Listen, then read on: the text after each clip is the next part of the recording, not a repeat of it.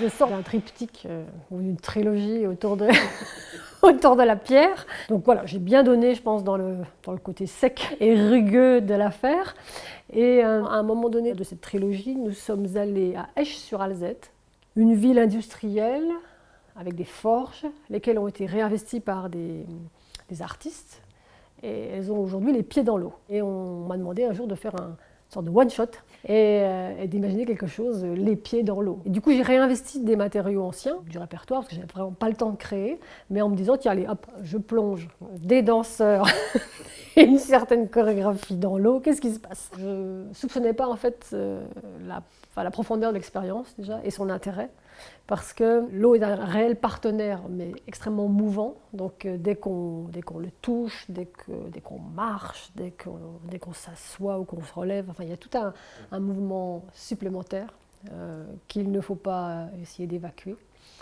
Et au contraire, il faut prendre ça comme un vrai partenaire de scène. Et puis j'ai eu d'autres expériences au bord de l'eau assez effrayantes, qui m'ont mis assez mal à l'aise et m'ont ramené à cet intérêt potentiel de l'eau. Il faut ajouter à cela que je n'aime pas l'eau, que je ne sais pas nager, et que la seule chose que je voudrais pas faire dans ma vie, c'est par exemple suivre des pêcheurs de nuit sur une mer démontée. Voilà, ce serait le pire qui puisse m'arriver.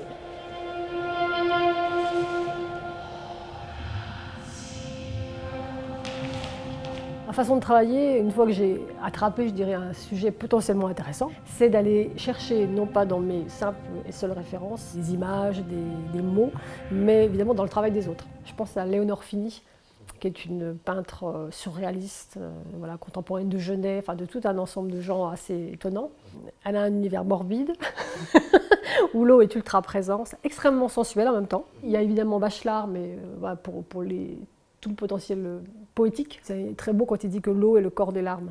Et ça, c'est magnifique. Il y a aussi Bill Viola, par exemple, pour moi, qui est un artiste majeur pour moi, en tout cas, de la sensation et de la matière.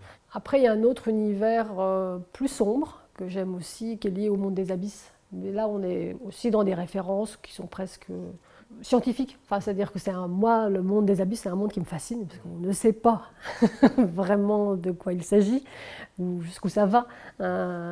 Et puis, on rencontre une somme d'êtres tout à fait improbables qui nous font évidemment peur, parce que c'est encore le domaine de l'inconnu. Voilà. L'eau est vraiment liée à l'homme dans ce qu'elle cultive aussi du conscient, du subconscient et de l'inconscient. Et évidemment, le monde des abysses, c'est celui de l'inconscient.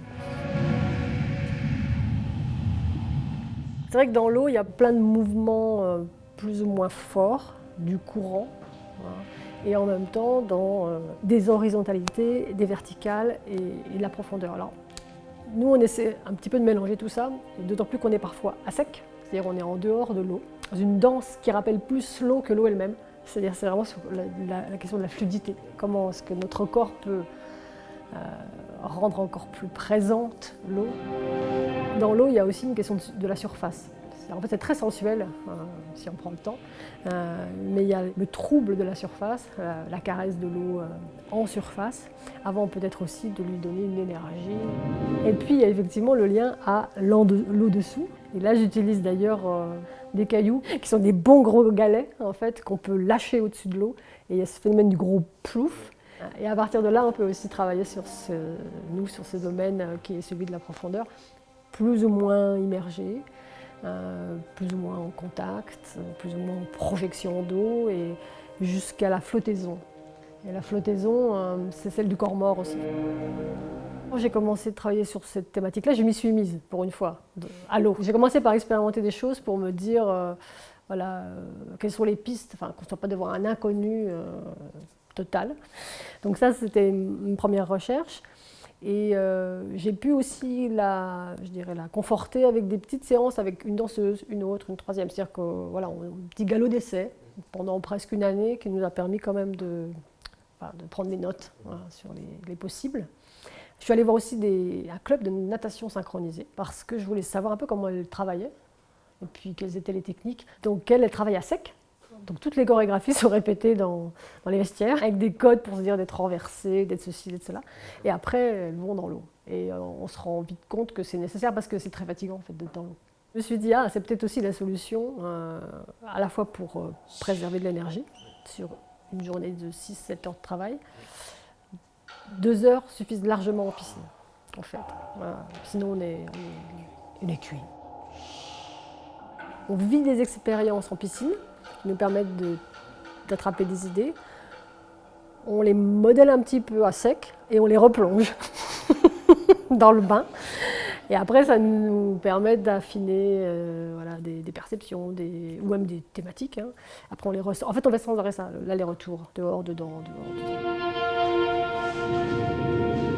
Le principe de cette pièce, c'est de créer une sorte de morphing permanent qui font qu'elles peuvent devenir tour à tour l'eau elle-même, puis une créature sortie de l'eau, puis une bande de copines en train de s'amuser les unes avec les autres, puis quelqu'un qui expérimente ce que c'est que le ricochet ou de lâcher une pierre, puis de passer à un état plus animal justement dans l'eau, de ressortir en Esther Williams, prêt à s'amuser, style comédie musicale, puis de passer justement d'un éventail de chutes dans l'eau assez kitsch à une noyade qui termine mal. L'idée, c'est que cette pièce soit aussi fluide que possible.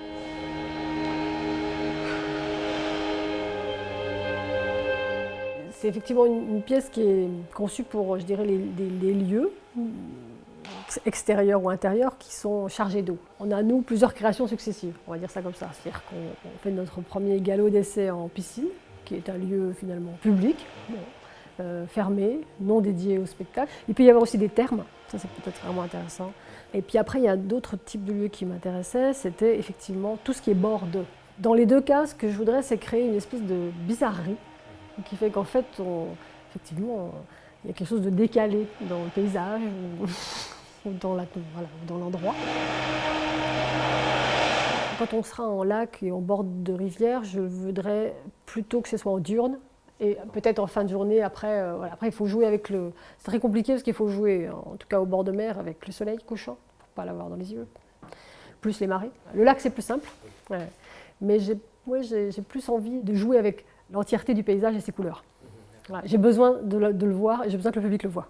Alors en piscine, le propre de la piscine, en fait, c'est d'être un bâtiment, je dirais, vaste, avec des arêtes, enfin des murs assez froids, de couleur blanchâtre. Donc le fait d'éteindre les lumières d'origine oblige en fait Caroline, l'éclairagiste, à envisager la piscine autrement et à lui donner aussi révéler peut-être aussi son caractère fantastique. La question des ombres et des ombres projetées, voire des ombres chinoises, c'est pas tant par le corps des danseurs que ça va se produire, mais c'est plus par les angles qu'elle va choisir pour éclairer cette piscine, ou en éclairer un endroit qui va se projeter ailleurs sur un autre mur.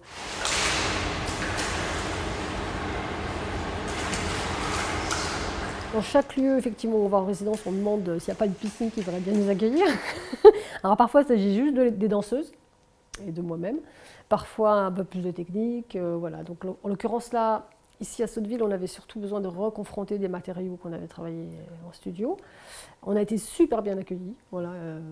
Dans un temps où la piscine était vraiment pour nous. C'est aussi assez intéressant de répéter à l'ouverture publique, surtout quand il y a plusieurs bassins, comme ça nous permet d'en occuper un, mais on demande à personne de partir, mais souvent les gens sont incroyablement gentils, c'est-à-dire qu'ils nous disent « est-ce qu'on vous dérange ?» alors que c'est nous qui les dérangeons, hein, sincèrement.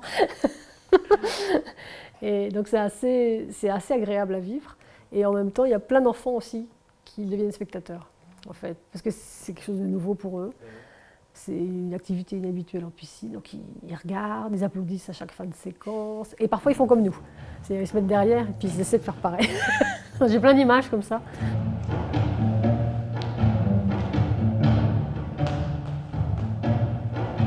En fait, moi, de plus en plus, j'aime ouvrir le travail devant le public, à n'importe quel moment presque. Il faut juste se demander à quoi sert finalement cette ouverture à ce moment-là. Ce n'est aussi le plaisir de déballer quelque chose qui ne se voit pas. Enfin, c'est comme un petit cadeau, quoi. Ici à Sotteville, c'était vraiment le bon moment. Je m'étais donné comme objectif justement de tester tout le début, c'est-à-dire les 20 premières minutes, qui sont justement cette mise en place de la vague, des créatures, du jeu, enfin toute une espèce de progression vraiment importante et qu'on puisse tester ça avec la musique finale, ou presque, avec les costumes embryonnaires. Donc là c'était bien, puis après il y a d'autres matériaux sans eau, mais avec une petite explication comme toujours, c'est même assez drôle hein, de vivre ça. Les danseuses font les mouvements, elles font le bruit de l'eau, enfin, on a des petites habitudes maintenant de travail qui sont sympathiques à regarder, je pense.